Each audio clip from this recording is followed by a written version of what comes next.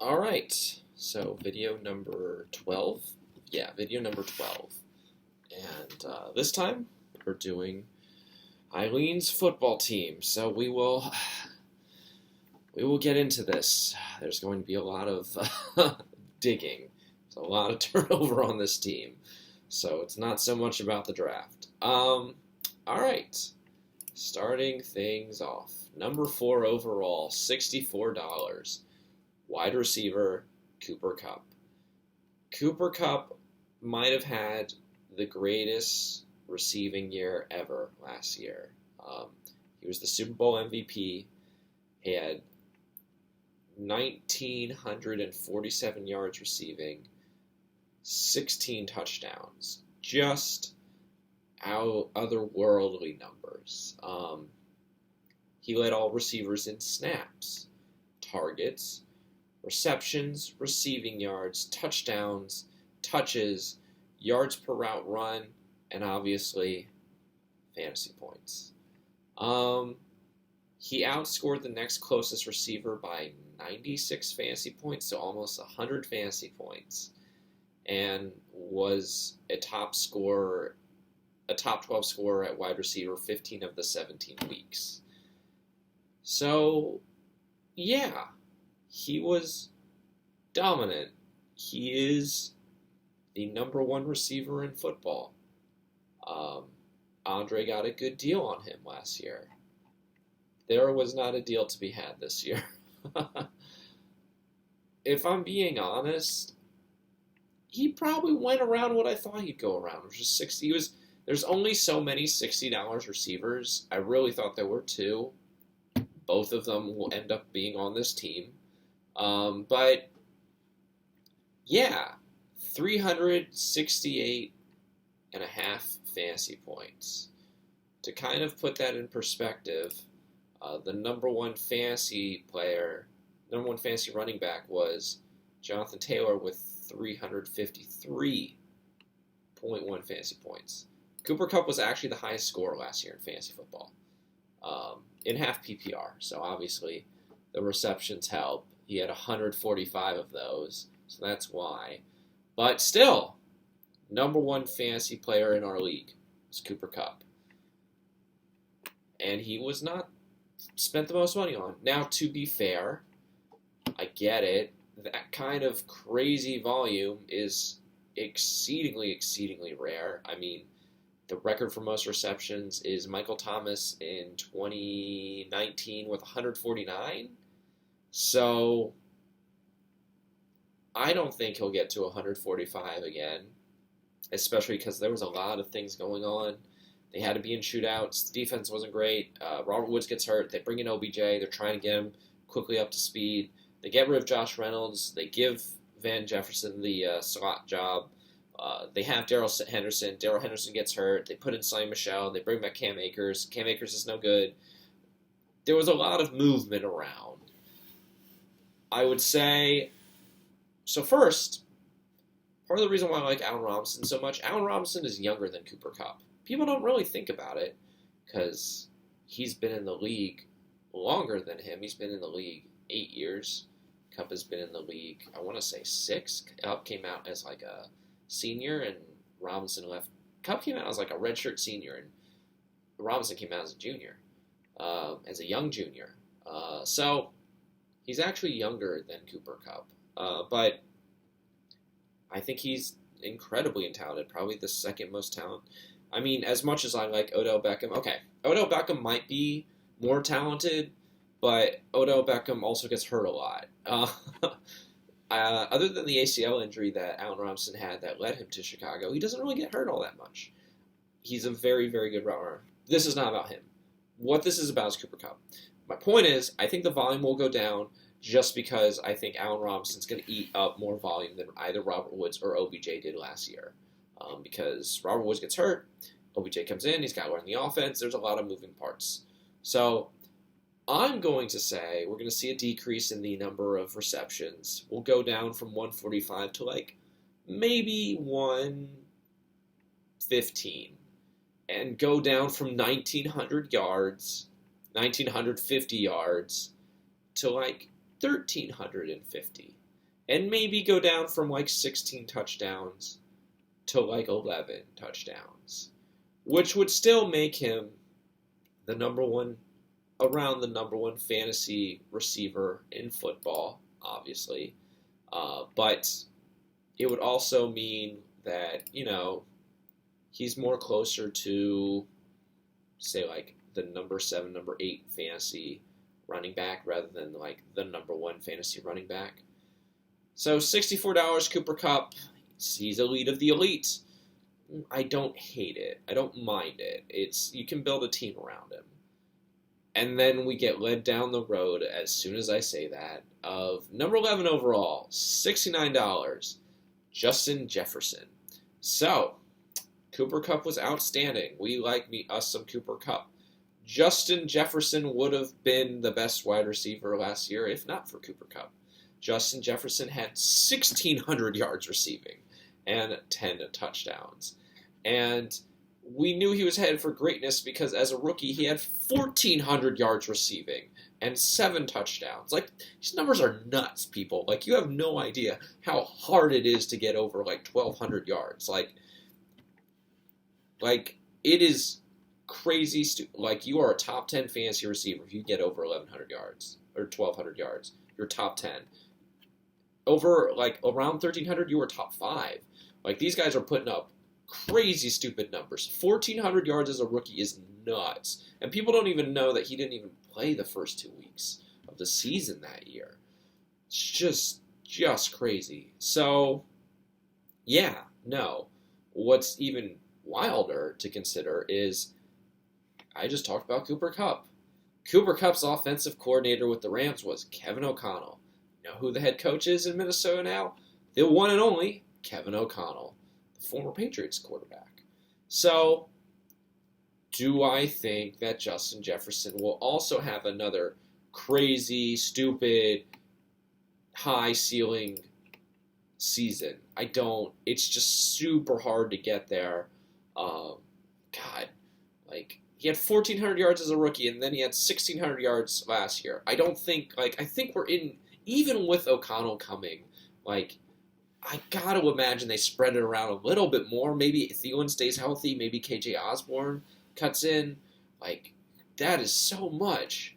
So, we'll say he'll probably get around 1,400 yards. Ballpark it, we'll say 1,400, since he's done it 2 years in a row.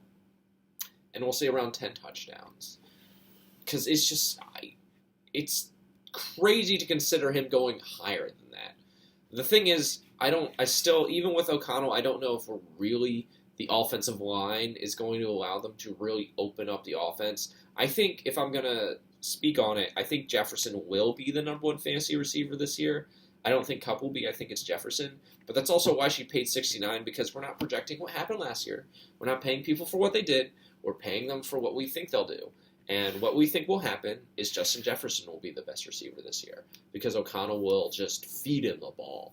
So, I really like Justin Jefferson. You really like Justin Jefferson. Minnesota really likes Justin Jefferson. We are paying for high elite end wide receivers. Like, we were going to call Sarah the queen of wide receivers because she spent $100 on wide receivers. But no, Sarah did not spend the most on 2 elite wide receivers. That would definitely be Eileen, who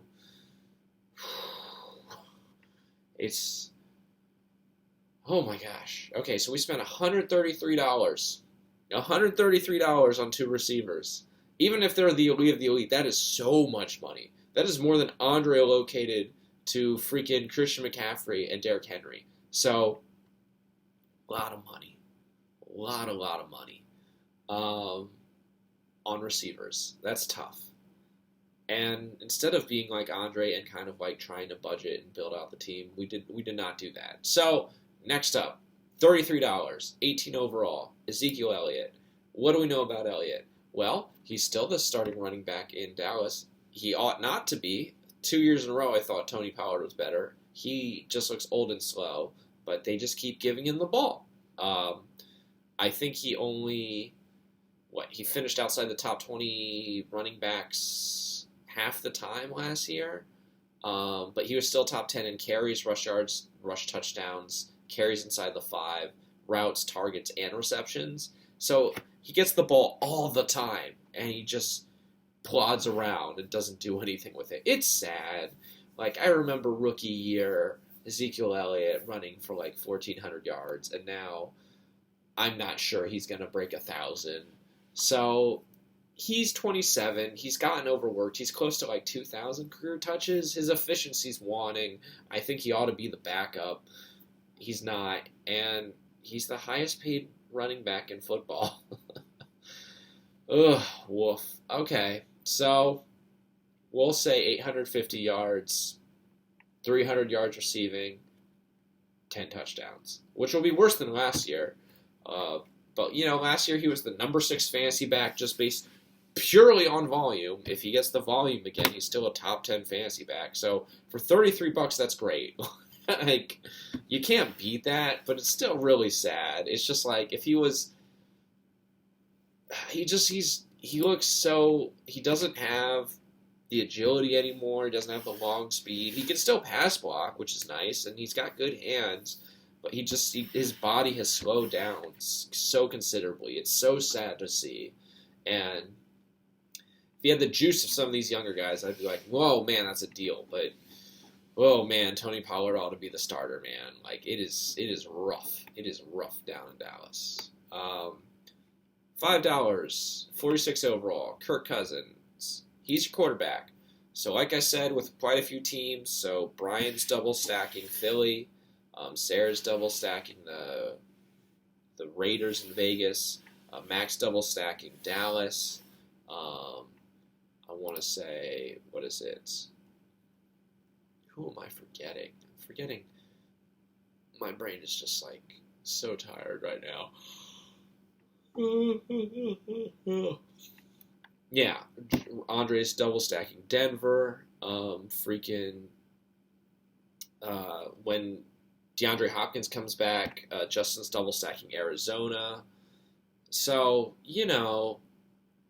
a lot of double stacks, a lot of people double stacking. So another team double stacking with Justin Jefferson and Kirk Cousins. Now, Cousins, funny enough, has been a top 12 fantasy quarterback 6 of the last 7 years. So he's been like basically 11th or 12th 6 of the last 7 years because he hasn't been a top 10 fantasy quarterback since 2017. He was like number 8. So I guess technically one of those 6 years he was top 10 too. But the point is, he's basically like 11th or 12th fantasy quarterback the last 6 or 7 years. 6 out of 7 years. But with Kevin O'Connell coming in, I think we're going to be past happy. I think 34-year-old Kirk Cousins is going to have a career season. I think that we are finally going to get away from Dalvin Cook and trying to run the ball and control the clock and talking about, we need to limit the number of possessions. Screw all of that. We need to throw the ball. We need to air it out. Even if the offensive line's not great, Justin Jefferson is. So I did say that Jefferson might not be as incredible as he was last year just because, we got to spread the wealth a little bit more. But Justin Jefferson, Adam Thielen, Dalvin Cook, KJ Osborne, those are elite weapons. Mostly because Justin Jefferson is elite of the elite. So I'm going to go career season, 4,400 yards passing, another 100 yards rushing, and 37 touchdowns. I think he'll crack the top 10. I think he'll be those numbers, maybe 7th. Still, everybody's underpaid at quarterback, but he's around the Dak Prescott, the Matthew Stafford.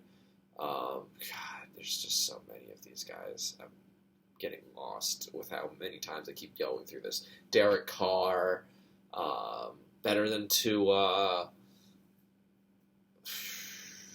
Who else? Like maybe like Kyler Murray-ish, Tom Brady-ish kind of season.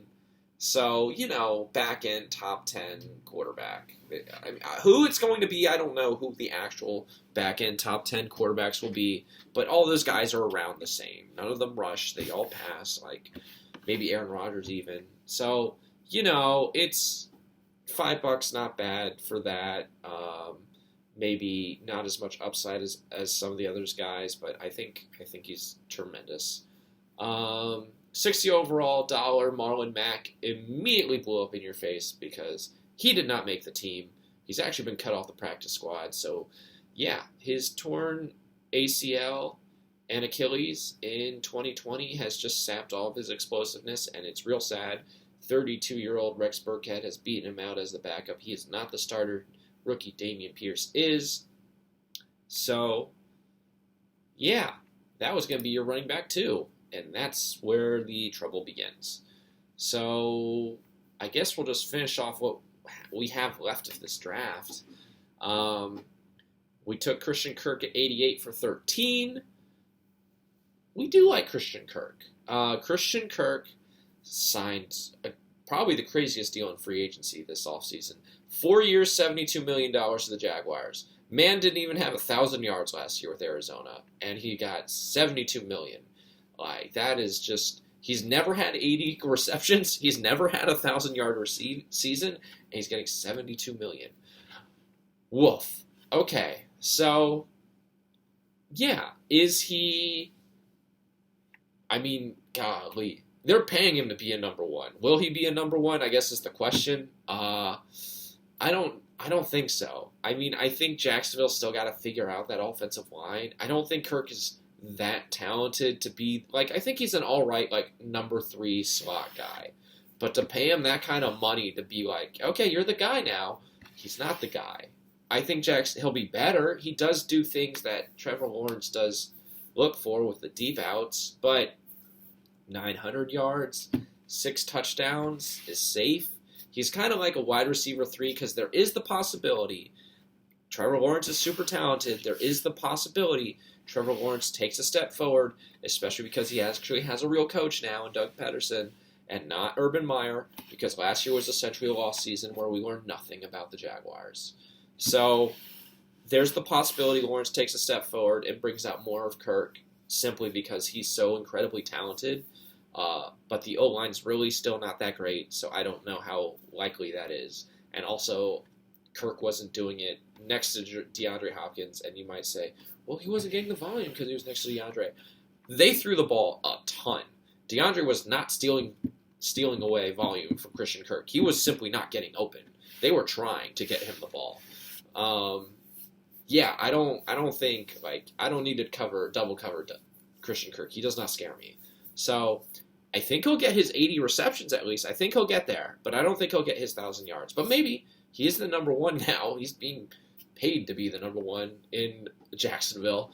So that makes him kind of like a wide receiver 3, like a solid wide receiver 3. And we have 2 elite, crazy superstar number ones. So, I mean, that's a good kind of fill. That's a good little, like, top 25-ish receiver for $13. Like, that's a good little find. And then the only other thing really, like $172, $1, Hunter Henry. Yeah, Bill Belichick signed Jonnu Smith and Hunter Henry last year, and it didn't really, it wasn't great.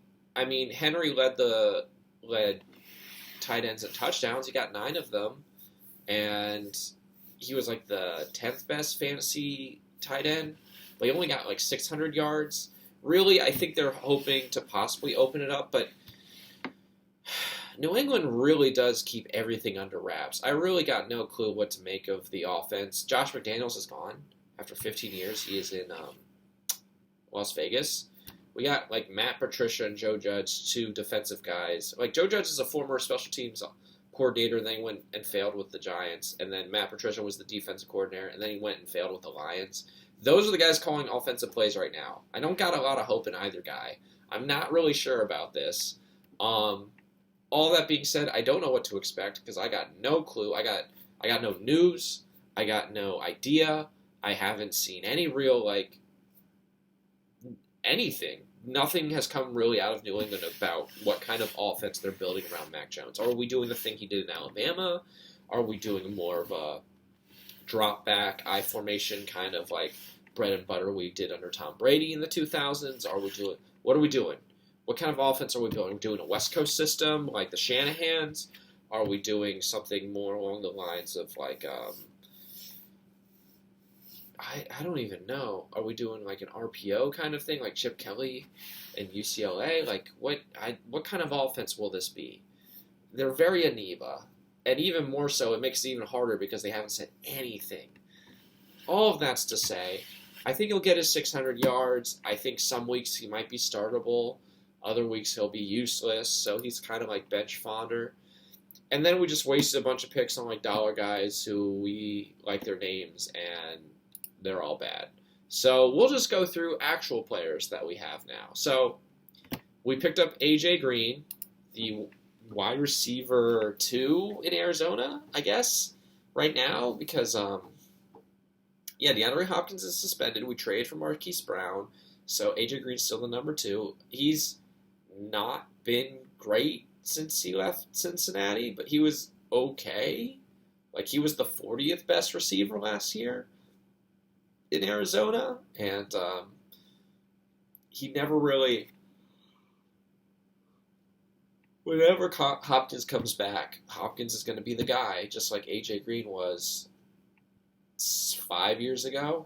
But, I don't think he'll be as good as he was last year. Last year he was pretty good. He had 850 yards, just didn't get the touchdowns. He only got like 3. I think he'll get more, maybe like 4 or 5, but I don't think he even gets 600 yards. But without Hopkins, he's a startable, relatively borderline startable flex guy, as long as Hopkins is suspended. Next, we have Curtis Samuel. Samuel is in his second season in Washington. He was super injured last year. I think he only played like a couple games in Washington after signing that big deal from Carolina. He had a really good season, I want to say, like a couple years ago with Carolina. He had like 848 yards receiving, and then another 200 yards rushing. So he had 1,000 yards. He was a 1,000-yard player. Obviously, durability is an issue because he didn't play hardly at all last year. And they did draft Jahan Dotson, the first-round pick, who's probably going to be the other outs. So if the X receiver, West Coast system, we have XY receivers on the outside. So if the X receiver is Terry McLaurin and the wide receiver is Jahan Dotson, the slot receiver is probably Curtis Samuel. We'll see if he's healthy.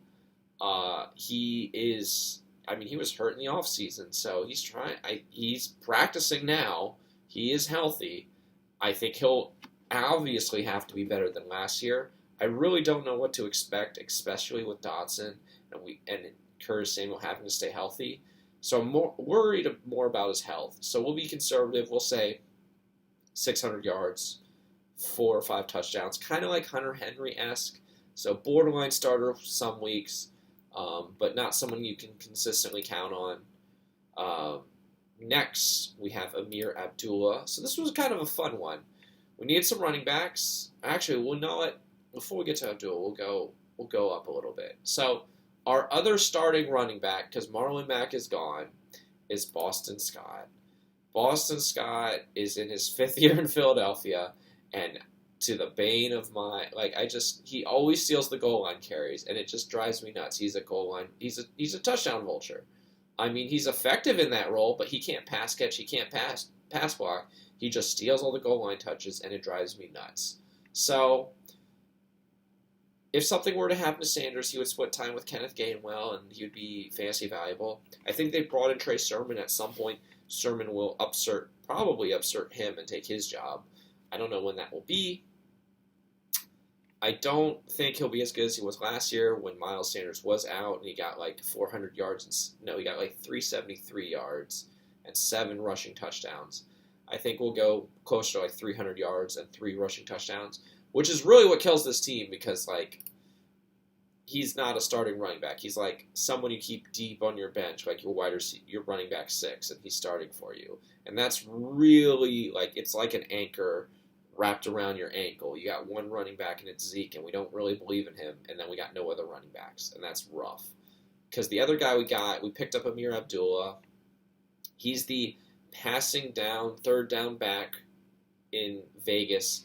We're hoping he kind of takes the James White role in Josh McDaniels' offense, but we're not really sure because they also brought in Brandon Bolden from New England who followed him there. Abdullah was a second-round pick once upon a time out of Wisconsin for his pass-catching ability, but I don't really know if he's going to show that again. I guess Vegas thinks he is, so he beat out Kenyon Drake, so credit to him for that. That's better than I thought he'd do. So, maybe like 100, 200 yards rushing and like 200 yards receiving with a couple touchdowns. Again, he's not really typically wouldn't be fantasy relevant unless there was an injury, because he's like the third down back. He's not going to see the field enough, maybe like 10 to 12 touches a game at most. So it's rough on the waiver wire finding a running back, man. But I mean, he's got an opportunity, especially because Josh Jacobs, we don't love Josh Jacobs, and obviously McDaniels likes him. Brought him in exclusively after So I know about him because, when we were going through last year with Chuba Hubbard, he was the passing down back because Hubbard was so bad at catching the ball. And it was a not fun timeshare to watch. But the point was, he was really good at catching the ball. He's a really good pass-catching back. If they can feed him a ton, like 10 catches a game, we might be cooking with something. But I don't think they're going to do that. So, I mean, we'll see, though. Next, we got Van Jefferson. So we double dipped on the Rams receivers, the LA Rams. We got Cooper Kupp and we got his slot receiver Van Jefferson. So he didn't play much in 2020. Last year, he saw the field a lot more, especially once they got rid of Josh Jacobs. 50 catches, 800 yards, 6 touchdowns. He was getting the ball. He was like their deep threat. Though he wasn't great until Robert Woods got hurt, and then they were trying to get OBJ up to speed.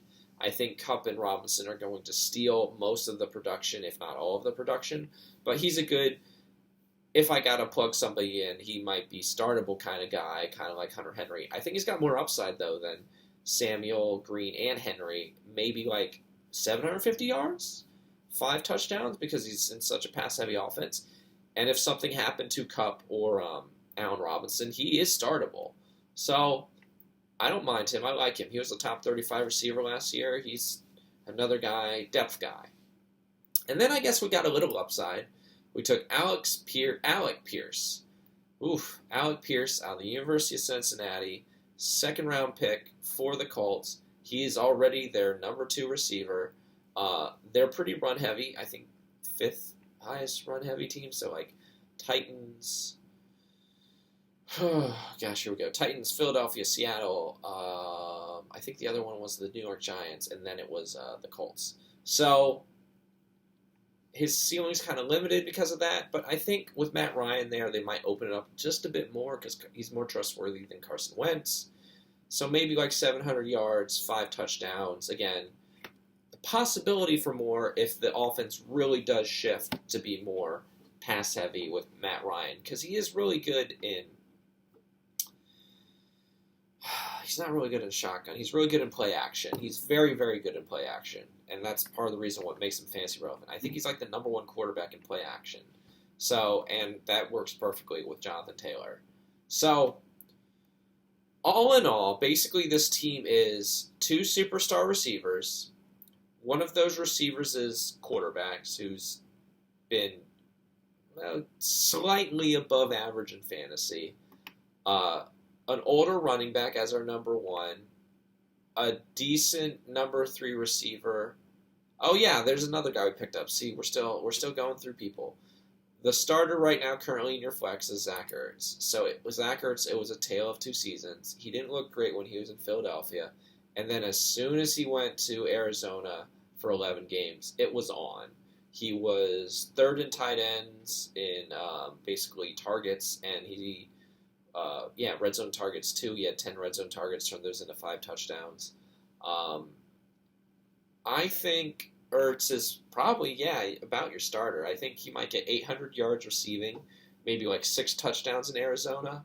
So it's funny, basically, the way I kind of see it, like we saw, you have A.J. Green too, um, but really the replacement for, like, I know, again, Brian's holding Rondale Moore. I think the real replacement, if I'm being honest, for Christian Kirk is Marquise Brown whenever D-Hop comes back. But I think, like, the third guy, or the guy who's going to be the number 2, is Zach Ertz. Because Zach Ertz is a really, really talented tight end. And he's a very, very good pass catcher, very good at reading coverage and blocking. He will be on the field a ton for Arizona, and they love to pass.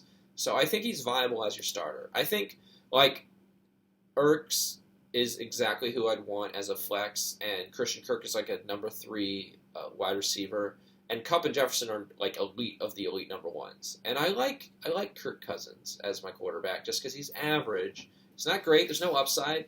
Well, I guess there is some upside with Kevin O'Connell, but there's only so much. But still, he's good. He's slightly above average. And Elliott, for as much fun as I make of him, gets a ton of volume. But, again, the real issue with this team is we only have 3 running backs. We only drafted one of those 3 running backs. The other running back is Boston Scott, who we picked up off of free agency, and the other guy we have on the bench is Amir Abdullah. And it's going to be really hard for you because you don't have another startable second running back. You just didn't spend any of the draft capital on it. So, I mean, that's why you have the lowest projected score. And even if you don't believe in the projections, it's just going to be tough because without that second running back, it's going to be like a weight wrapped around your ankle. So, this is going to be, we're going to give this team a D. I love the 2 elite receivers just because it's fun. I think you can make the playoffs with 2 elite receivers, but you can't do it like this. You got to be able to, like, fill out a starting lineup. And Boston Scott, as your number 2, is not filling out the starting lineup. Boston Scott should be, like, the 5th or 6th running back on your team, and he is number 2. He's probably going to only score, like, 4 or 5 points, and the other team's going to score, like, 10, 11 points, even if it's an average running back. So you're giving away 6 points right there. Every week, that's rough. Maybe your elite wide receivers can make up for it. I think there'll be some weeks where they're stupid elite, and you will upset some people. So credit to you, you got the superstar horses. And I do like Christian Kirk, and I think Kirk Cousins is all right.